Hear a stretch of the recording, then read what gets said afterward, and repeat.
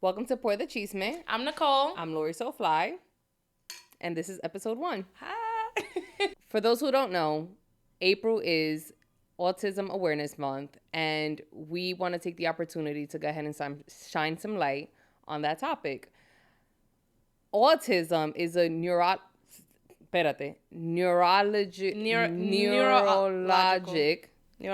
I'm not on the spectrum. I just don't know how to say the word. Neurological. Thank you. And development disorder where it affects a person's way to interact, communicate, and behave. So it's a spectrum, right? You can have someone who's severe and who may be okay and can do, mild day-to-day. They can do the day-to-day responsibilities and things that they have to do. So for those that don't know, my son is on the spectrum. He's 7. He's beautiful. And me being a parent to an autistic child, I feel like it's so important to shed light on what it's like to raise a child with autism. Again, I'm speaking based off my experience. Not every parent has the same experience. Some are better, some are worse. And I just want to shed a light on how it is for me specifically. And yeah, it's a beautiful month. And they deserve the year, but we'll take the month. So just quickly, well, not quickly, but when did you first start to notice the signs? I knew when he was 1. Oh, that's really young. Literally when he was 1. But I saw the signs when he was about 9, 10 months, I think. I want to say 9 months. He was flapping his hands a lot. What do you mean? Like this. So Ethan, you know he doesn't do that anymore, thankfully. But before, okay, girl. Yeah, not on camera. It's not that type of video. He used to do this a lot. And when he used to go to daycare, I used to ask them, like, hey, is that normal? Like, do the other kids do that too? And it's hard for someone to tell your kid, like, well, they might be on the spectrum. You don't know. So she said, oh, no, that's fine. He doesn't really do it that much, which I felt like it was a little disservice. But I noticed the hand flapping, but that's it, you know? When he hit 1, he completely changed. So he used to repeat dada, never mama. So before, I even have a video where he would say da, da, da, da. He gave eye contact and he was playing with his toys. Right. And when he hit 1, it completely stopped. I would have to call his name legit 20 times and he would just ignore me. And he kept like mouthing things, putting things in his mouth. And I'm like, oh, he's teething. But it was excessive. And it was specific things. Like it used to be like chancletas because he liked the rubber. Then he used to like cloth. And when he hit 1, it was like around his birthday. I knew. I was like, he's on the spectrum. But I worked in early intervention for about almost a decade. So I'm like, oh, that's just me in my head. I'm just being paranoid. Let me give him a couple months. Let me give him until the summer. Then COVID happened. Eesh. COVID happened and it was so much worse because there was no human interaction. It was just me and his father. And when we were together and we were living here, it was just us 3 all the time. Anyways, COVID happened, so there were no more in-person evaluations. So I did one through Zoom. Right after, like literally at the end of that Zoom call, she was like, he's autistic. And it was hard. It was hard. So that was going to be my next question. Like, how did you take the diagnostic, like just mentally and emotionally? So immediately, his father and I were bawling because I think I was in denial where I'm like, he might be on the spectrum, but I thought it was mild, that he just needed special instruction services, which is less services than ABA. ABA is more hours and more intense therapy. Is that something that's public or private? Well, early intervention is private. Okay. It's private. And public would be when they start public school. Okay. So, well, first we did the evaluation. She told us right there and then, which I thought was a little bit insensitive because it's a very sensitive thing to say. There was no warm up to like. She was just like, yeah, he's definitely autistic, and it hit us hard. His father, it was so heartbreaking to see him that way. Then I started crying, and it was intense. But I felt like I couldn't really mourn right away because I had to let his father mourn. Because I understood more what the spectrum was because I worked in it and I understood it and I already had a plan. And I'm like, all right, he's autistic. In my mind, this as soon as she said it, I'm like, all right, I know this game plan. He did it, which is fine. A lot of people don't know what autism is, what it pertains, what the future holds, and what the next steps are. So for a while, I had to swallow my mourning. I couldn't cry as much and I let him mourn. And there one day I said, yo, all right, ponte la pila. Wake up. That's it. We got to stop mourning. This is our life. What are we going to do? And that's what he did. He woke up and he said, all right, you know what? Yeah, you're right. And it's still difficult. There's times where I cry a lot because till this day, because everyone gets to go to the park and take their kids to their first baseball game or go to a soccer game, or they could go to vacation with their kids, or they can go out to eat with their kids. I'm not saying that I can't do it and that I'm never going to limit Ethan from doing it. It's just way harder for me. Mm-hmm. And a lot of people have a lot of opinions. Just taking him to McDonald's, somebody comes up to me. Remember when I went to the diner? Somebody came up to me. Oh, have you tried this? Or, oh, I heard this medicine is good. Blah, blah, blah. I'm like, I'm just trying to eat with my kid. One lady was like, he was like screaming and doing his thing and I'm trying to control him. And she was like, you got to leave him. You got to let him be. Who cares about everyone else? Thank you. But I didn't ask you. I'm just trying. I know my kid. You don't know us at all. Let me deal with my kid and let us just eat. You know, and it gets a little disturbing sometimes because people are curious or people stare. The staring is the part that one kills me. And I have learned to not react because I used to react and I used to get upset, but I can't control everyone's curiosity or the fact that people don't know that they're being rude. I can educate them, but how many people am I going to educate? How many people I'm going to be like, you know, what you're doing is rude. Mm-hmm. There's only so much confrontation I can take. I just want to enjoy time with my kid. So what does a typical day with Ethan look like? So, like going out or just like... So let's look at it from both aspects, right? Let's look at about a day-to-day. We're going to school. We're going to work. Right. Ethan. So kids with autism thrive on routine. So for Ethan, yes. So Ethan, every day he wakes up, get him ready for the bus. He goes to school. He goes to his father's house. I pick him up after work. Let's pause on that. First of all, I feel like she'd be lying because I seen her Instagram stories and Ethan do not be happy outside in them steps waiting for that bus. He don't. He hates it. He hates it. Yo, he's been crying this last week. Every time he sees that bus, he just start crying. And I'm like, bro, I used to cry too. It is what it is. But your ass is getting on that bus. Especially when it's my day off.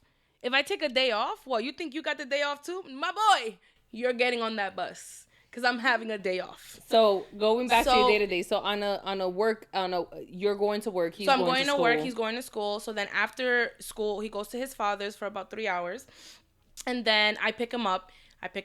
We come straight here. And funny part about coming straight here, he knows the route. So if I take a different route, he starts to freak out because he loves being home. He's like, if he could stay home forever, he would. Right? So shit, that's probably Xavier's son. Right? Right. Because he does not like to, he likes to go out. Like, he won't mind, but he gives me a little trouble. Right? Because he just wants to be chill home. It's like his safe space, I guess. So there were times where I would take a different route and he would start freaking out. And then when he realizes, like, oh, wait, no, this is the way home. Okay, I'm good. Like, yeah, like, he really knows. Like, I call him GPS. Like, he really knows. Yeah. So then we get home. He plays. He eats. Whatever. Like, that's our routine. When we break it, he gets, it depends. His behavior changes. Like, let's say after work, we don't come straight here. Let's say we go to your house. He gets, like, either a little too hyper or he gets very difficult because I just broke his routine. But it's not difficult. Like, lately, and I'll get to that in a second, his behavior has gotten better. And we'll get to why. Yes, we'll get to why soon. But his behavior's gotten better where I break his routine and he doesn't freak out as much. Before, he's gotten a lot better. And when I go out with him, there are times where it's Look how we went to the diner. We went to the diner with your two kids and Ethan. He was fine. He was fine. He was easy to deal with, but there are times where he wants to get up because he's so hyper and he wants to jump and he wants to run around. But he doesn't understand personal space. If he sees a cup of water, he's just gonna grab that cup of water, right? So if a customer is there eating their food and has their water, he's just gonna go pick up that water because he doesn't know. Is he that inocente, you know? So sometimes going out with him could be difficult if he's erratically like behaving erratically like that. So if you're speaking about routines, right, and he knows his Monday through Friday routine, how is it on Saturdays and Sundays when, let's say, you have a birthday party or are you coming to Jersey? He's gotten better. He's gotten better. Before, he used to not want to get dressed because he wanted to stay home. But what he does now is, like, let's say I lay out his clothes. Once I turn around, he'll grab the clothes and he'll hide it behind the bed. Because he's like, nah, if this is the clothes that I'm wearing, nah, if there's no clothes, I'm not going out. That's how he sees it. So there's times where, like, I'm getting him ready and I turn around and I'm like, yo, but where's the shirt? The shirt was just here. I have to look behind the mirror, behind the bed, because he's thrown it in the garbage before.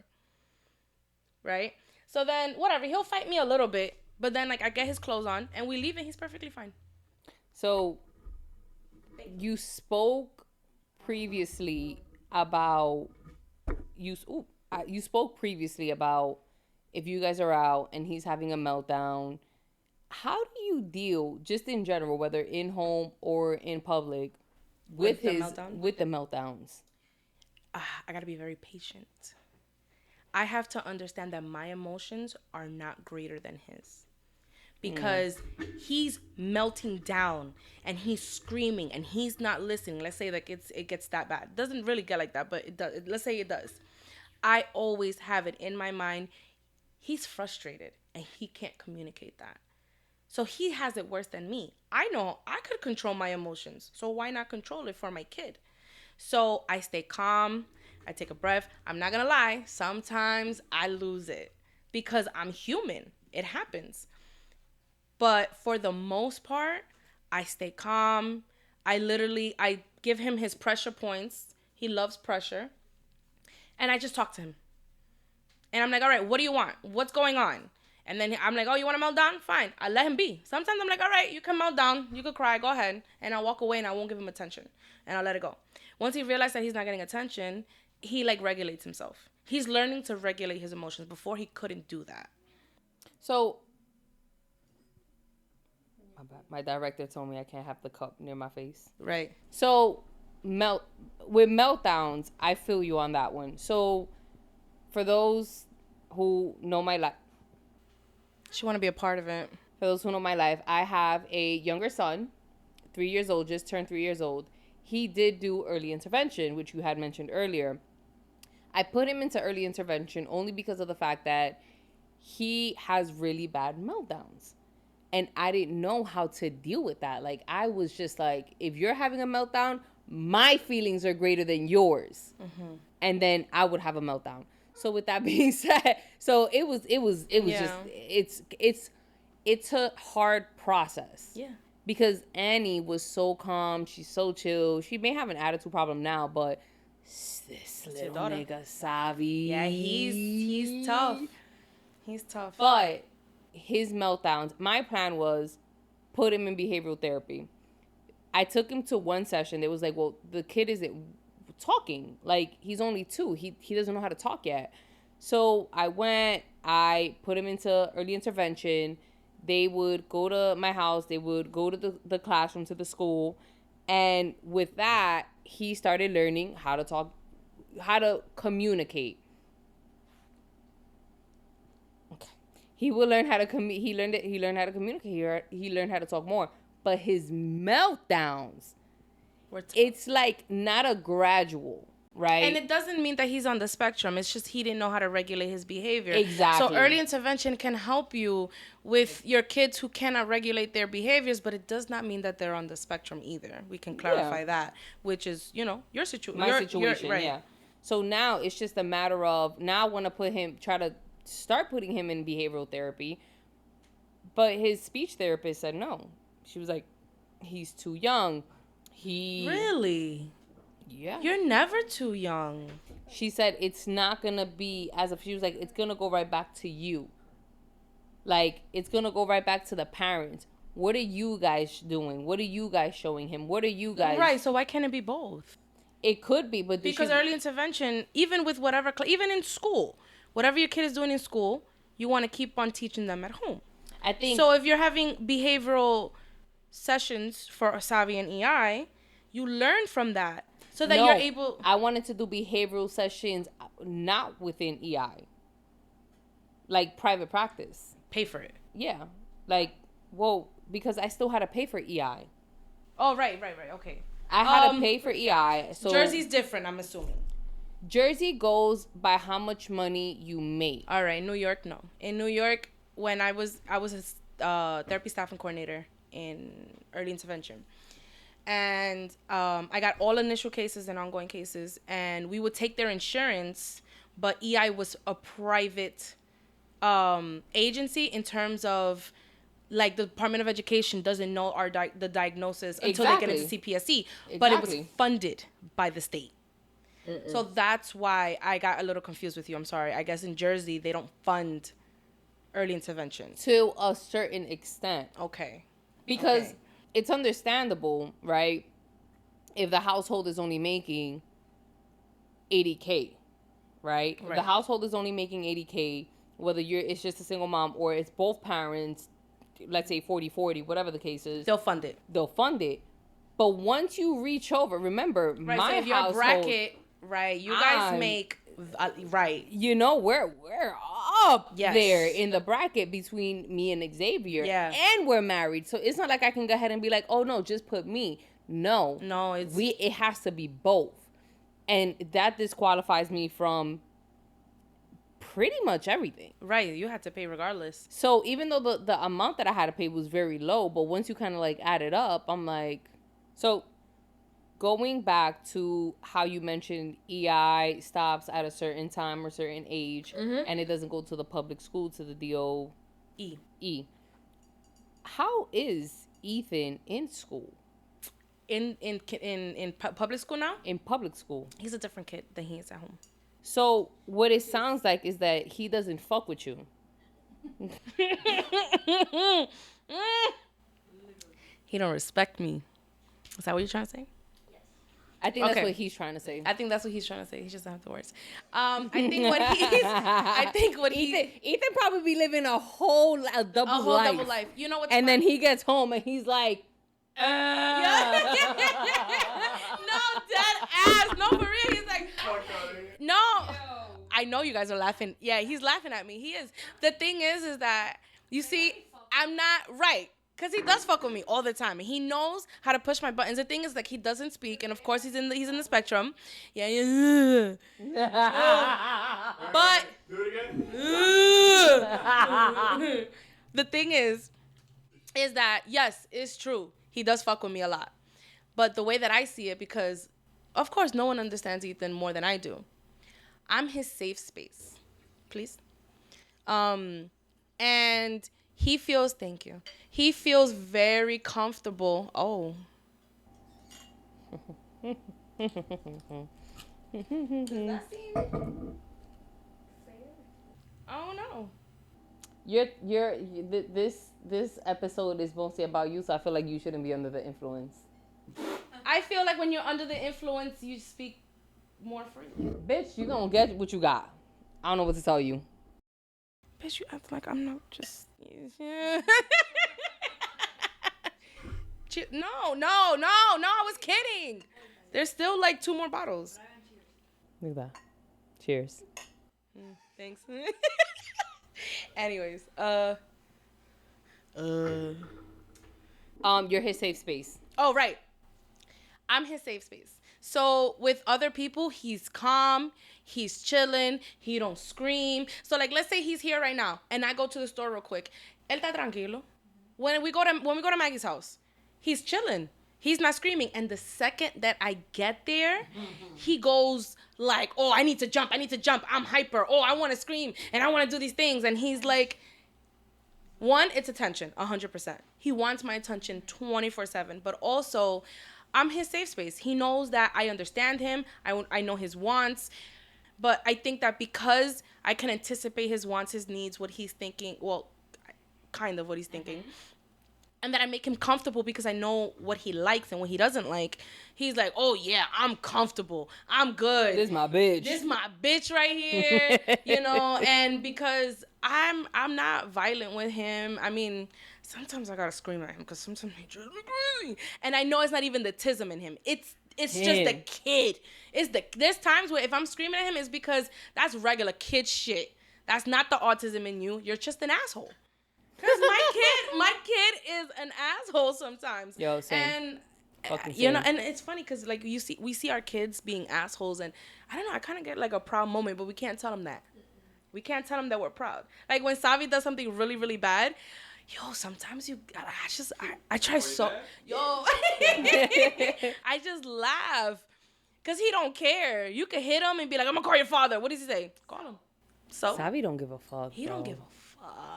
I don't be knowing what be going down in his head. You'll put the video clip, right? But this kid was hanging from a fish tank. And guess who just recorded? She picked up the phone and started recording. This one. It's a good home video for the future when he gets older. I mean, it is. But it's like these kids, I have to also understand that the things that Ethan does, I can't always pinpoint it to his autism. I have to also understand that he's a kid. Yeah. So I'm like, all right, he's having a meltdown. Kids have meltdowns too. So maybe it's not him being on the spectrum. Maybe it's because he's frustrated about something. So wait, let's go back, and sorry to interrupt. Let's go back to the meltdowns, right? And in the beginning, you had said that something changed. Like I know you said before the year, he was fine, the whole shebang. After the year, he flipped.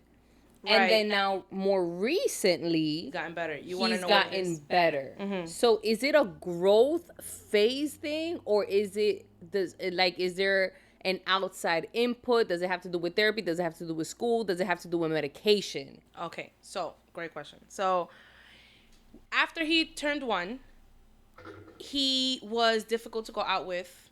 It was hard to go to restaurants with him. He had a lot more meltdowns. He was mouthing a lot more. I couldn't even take him to the aquarium. One time me and his father took him to the aquarium, and we had to leave, and I got in the car and I started bawling. Now mind you, his father never saw me cry. He saw me cry when Ethan first got diagnosed, mm-hmm. But throughout the process, I always let him go through his emotions, so I always swallowed it up, and at that moment I couldn't hold it in, and I was bawling. And he looked at me, and he couldn't even get frustrated with how bad the day went. He just saw me. He was like, oh shit, I never seen Nicole lose it like that, I guess, because I always felt selfish to lose it and start crying and stuff, because I'm like, he needs me. He's the one that got diagnosed. He's the one that can't communicate. So I'm crying because what? Because my life is hard? No, I got to step it up. I wanted to be a parent, so I'm going to be a parent. And I felt guilty mourning the kid that I thought I was going to have. Yeah. Damn. So when I see kids like your kids and other people, or Maggie's, how Maggie's kid's about to be 17, and he has girlfriends, and he hangs out with his friends, and he has his own style and his own opinions. And I'm like, holy shit, I don't know. And I'm not saying that Ethan will never be capable of those things, but at the moment, that's my reality. Mm-hmm. Recently, I'm not sure if people know, but there's this doctor in Dominican Republic. He could be a little arrogant sometimes with his words, but, he means well.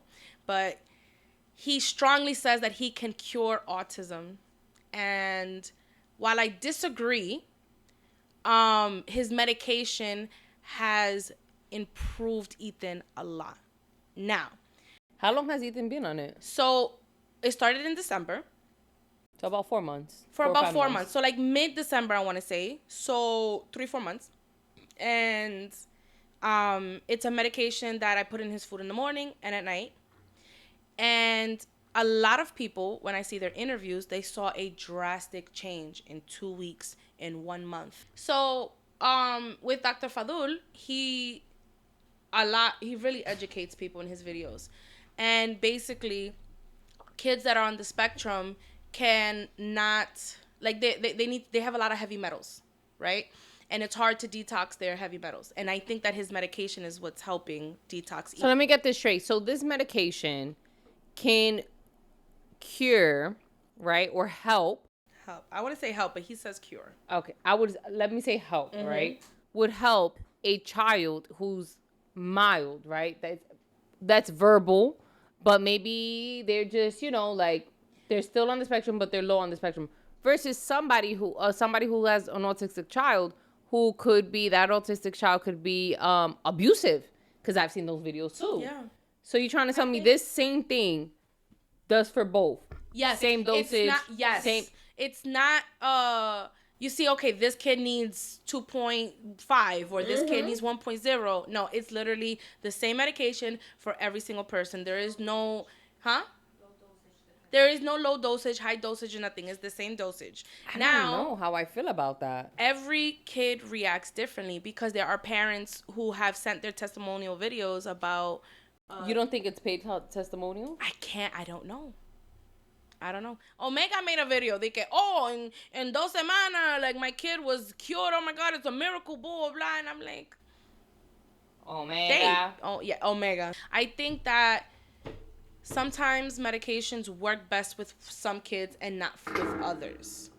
And if this medication doesn't work well with Ethan, doesn't mean that it won't work well with Bobby, like whatever kid. At what point do you feel like, all right, I've been doing this for X amount of time, I'm fucking done. I already put X amount of money in this, because you have insurance here in the United States. I'm assuming you don't have insurance out there, which means you're paying cash. Oh, no, I paid a lot of money. So at what point is it like... It's $500 for 3 months. Okay, but my question is, at what point, if you see... I think by the summer, by midsummer... So 6 months. So I'm actually, whenever that medication finishes, then I'm tapped out. I'm gonna tap out a little bit. But the thing is that I've seen a change in Ethan. He's more calm. He's listening more. He puts on his own diaper before. He didn't do that before. Do you think maybe he's doing it for a full year?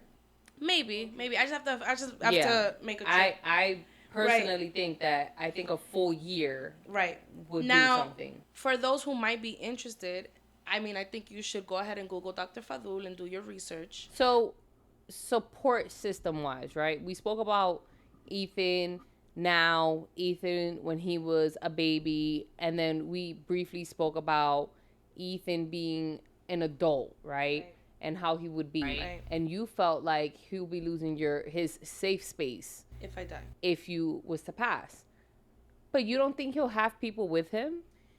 So, support system, what I have, here in New York, my main, where I know that I can count on, is his father and I. We might have our differences, but he don't play about Ethan. He don't play about his food. I would kind of want him to be more involved when it comes to, like, his, like, education stuff, because... whatever, that's a different conversation. But I don't doubt his love for Ethan. Mm-hmm. He don't miss a weekend, and he's there every single day with Ethan, right? And then the support system in Florida? And the support system in Florida, if it was up to my mom, I would have to make an appointment to go see my fucking kid. Love that for you. She was like, why don't you just leave him here for a year? And I was like, are you dumb? Maybe. No. Oh. I'll do a couple months, though. So, one thing I do want to say is that I'm very big on village. I use my village heavily, and I think learning how to your village is different. My village is different because your kids are different. But it's two. It's still different. But you know what? Your village, and this is where I disagree with you. Our kids are different, but our village is not. Because your village knows what your son is, and they've been around your son. You don't want to use your village because of you, not because of him. These people, Maggie, me, Kiki, you and Maggie Carlos, live in Jersey. Granted, right? But let's put it in a perspective that you have a date at home on a Friday night.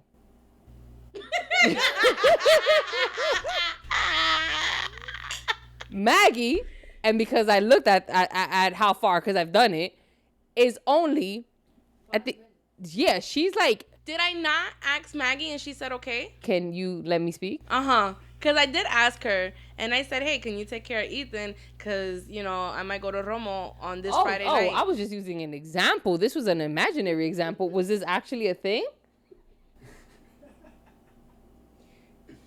All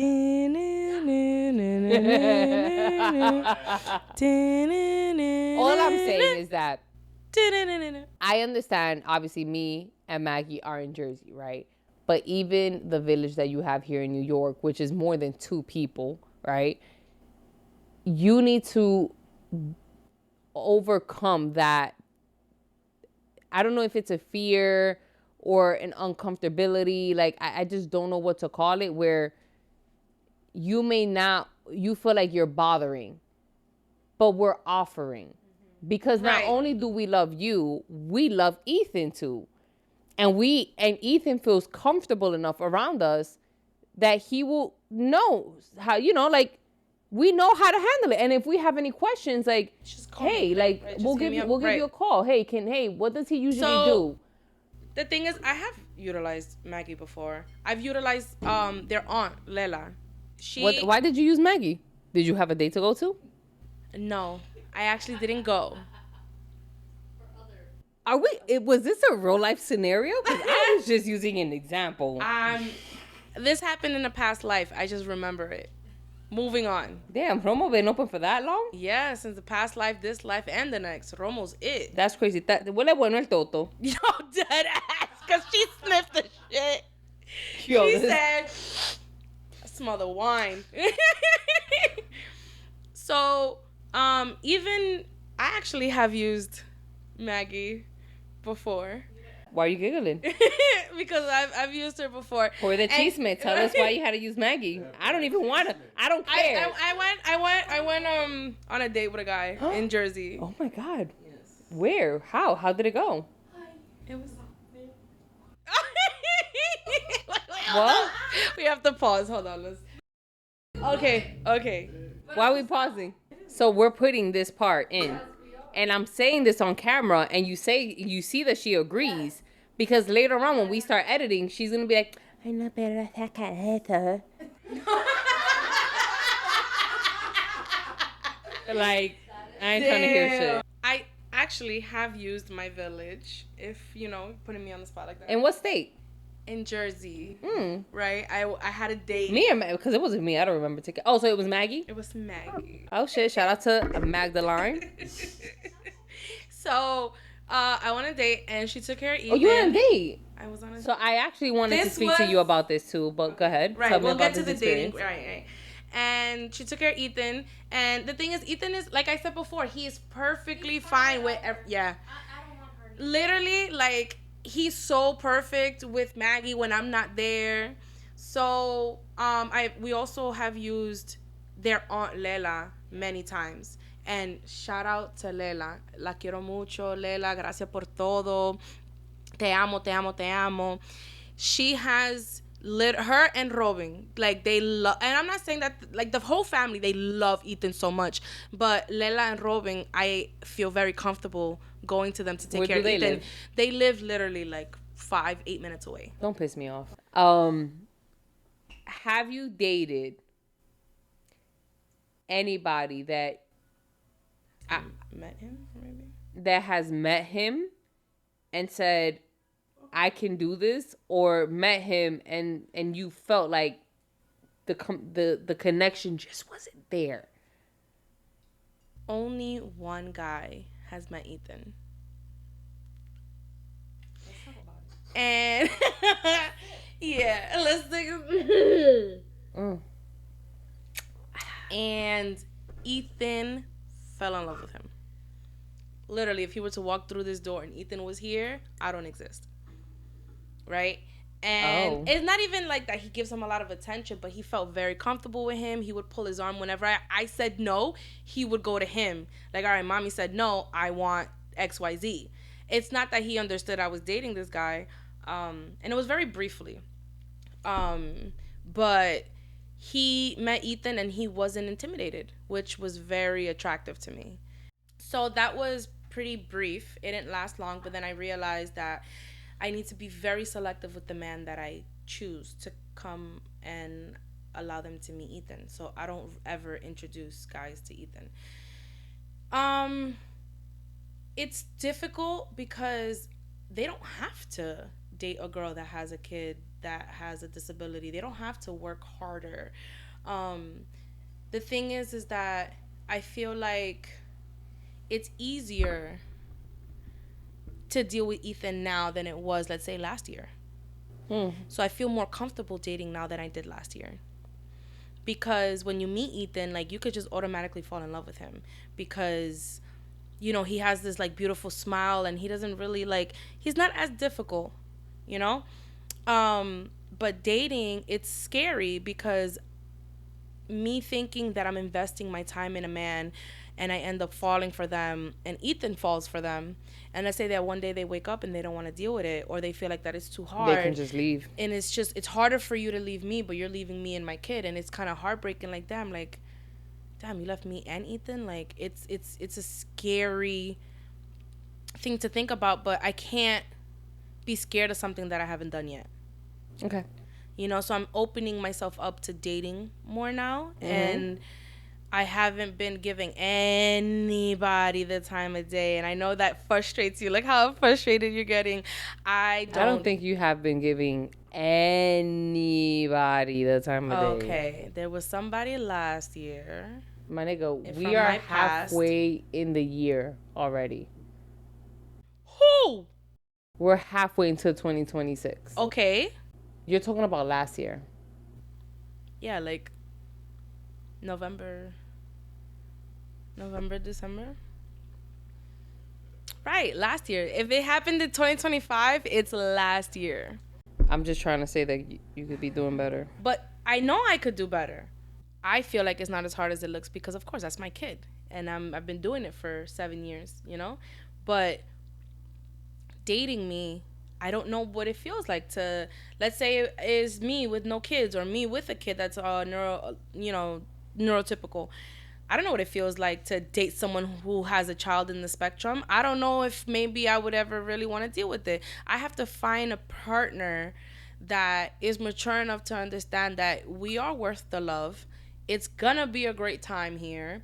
Yes, I'm gonna have difficult times. We might have difficult times, but I have to allow them to want to do that. And I think I'm scared of the rejection.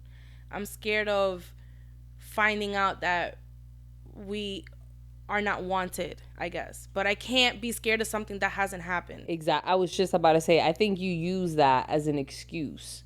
And you're literally hanging on to that. You come up with plenty excuses. And a little too much for my liking, to be honest, but it's not up to me. But the point is really? that... Really? But my point is that a man that loves you will love Ethan. I know. I have the to learn same that. way that a man that meets a woman with 5 kids will love her and her 5 kids. And it has happened. Because Ethan is awesome. He's a really cool kid. Like... He's a cool kid, and you have to understand that you need to stop using him as an excuse. Yeah. You use Ethan a lot for excuses, and some are validated, but some aren't. And I just feel it's not fair. I think that I use him as an excuse because I'm like, all right, me and Ethan are in our safe bubble. If it's just me and Ethan, no one's getting hurt. We're safe. We don't have to deal with anyone else. I'm fine. It's me and Ethan. But it's not. It's not. And I have to get out of that bubble because I keep thinking of the worst scenario. Instead of the best. Because while Ethan is on the spectrum and it might be a little difficult going out with him and stuff, but there are times when it's not. And... he is a cool ass kid and he's so lovable and easy to love. Like, this kid is like the coolest kid I know. You know, he's funny. How is a kid that's nonverbal so fucking funny? He's hilarious. He does a lot of funny things and he's so lovable. So when I mean that, also I'm talking about my experience. This experience with autism is not the same for everyone else. I'm blessed to say that he's very cariñoso. He loves hugs and he loves kisses and he's on top of me. I can lay down and he'll lay next to me. And there's kids out there, unfortunately, that you can't even touch them. So while Ethan's on the spectrum, I also am so grateful for the fact that he does eat rice and beans and whatever meat I make. And he does love to be touched. He doesn't need a helmet. He doesn't need medication where it's because he's on medication to for his safety. He doesn't need that. He doesn't need like a vest. He doesn't bang his head. So I'm grateful for those things and I'm trying to embrace those things. And when it comes to dating, I need to understand that it's not as bad as I keep thinking that it's gonna be. Yeah. Because I will find a man that's gonna love me and then love Ethan so much because he's a cute, adorable, like I want to bite him. And that's a wrap. And that's a wrap. Episode 1 has come to an end. Thank you for tuning in to Pour the Chisme. I'm Nicole. Lori So Fly. Cheers. Salud. Even though it's bad luck to do an empty one, but it is. bye.